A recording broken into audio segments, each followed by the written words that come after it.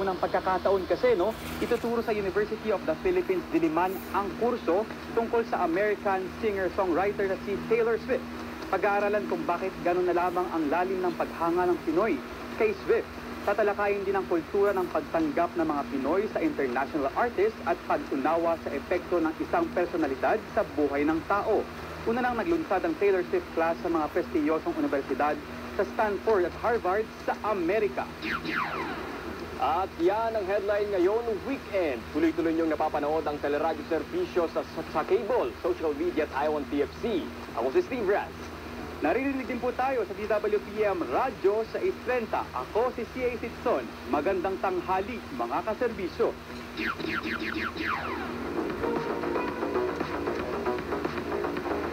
Tuloy-tuloy ang balitaan kahit Sabado at Linggo sa Headline Ngayon Weekend. Nagbabalita, nagseserbisyo.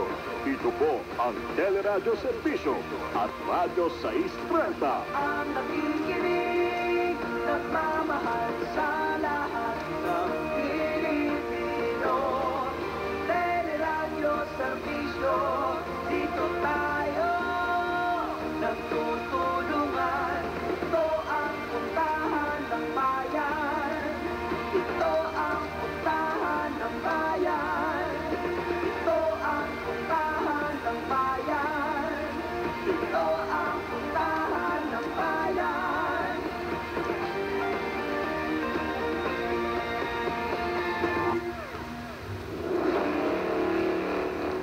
Handa ka ba sa pagtama ng anumang trahedya at sakuna? Alam mo ba ang mga dapat gawin sa pagtama ng kalamidad at disgrasya?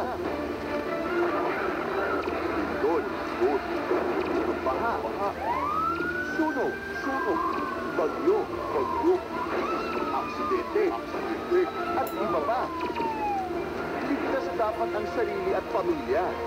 Ang magbibigay ng makabuluhang kaalaman para ang lahat ay ligtas dapat. Dapat handa, dapat ligtas. Ligtas dapat.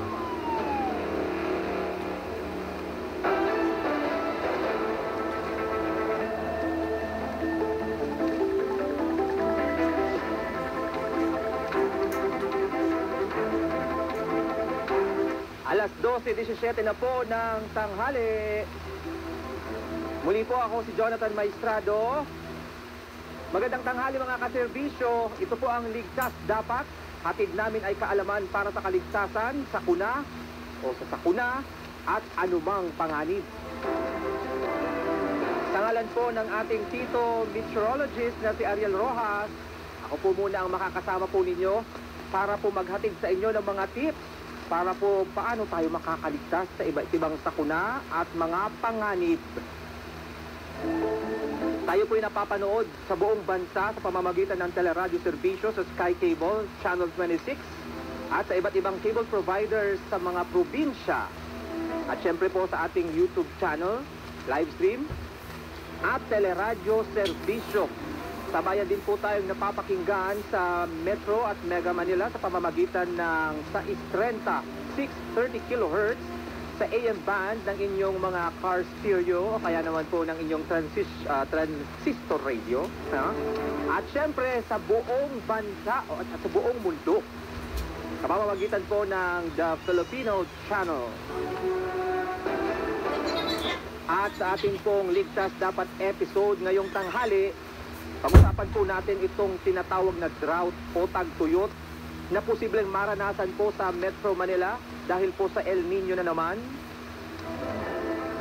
Para dyan ay po makakausap po tayo ng mga eksperto mula sa Pag-asa, sa Department of Agriculture at sa MWSS. Upang bigyan po tayo ng mga impormasyon tungkol po sa posibleng drought o dry spell sa ibang mga probinsya na ating mararanasan nga po. At may makakausap din po tayo na mga kaserbisyo natin sa Maynila. Hingi tayo ng mga tips kung paano tayo makakatulong para makapagtipid ng tubig at para maiwasan nga po yung pinangangambahang water crisis. Pero ang sabi po nila, sapat pa ang supply ng tubig sa ngayon. Pero huwag na po natin paabutin sa water crisis kasi para pareho tayong mahihirapan nito. Kasi po pag sinabing water crisis, hindi lang naman na supply ng tubig ang maapektuhan. Yung mga sakahan. Eh syempre yung power generation, di ba? Meron tayo mga hydropower na dumidepende po dyan. So yan ang sisentro po ang ating episode ngayong araw.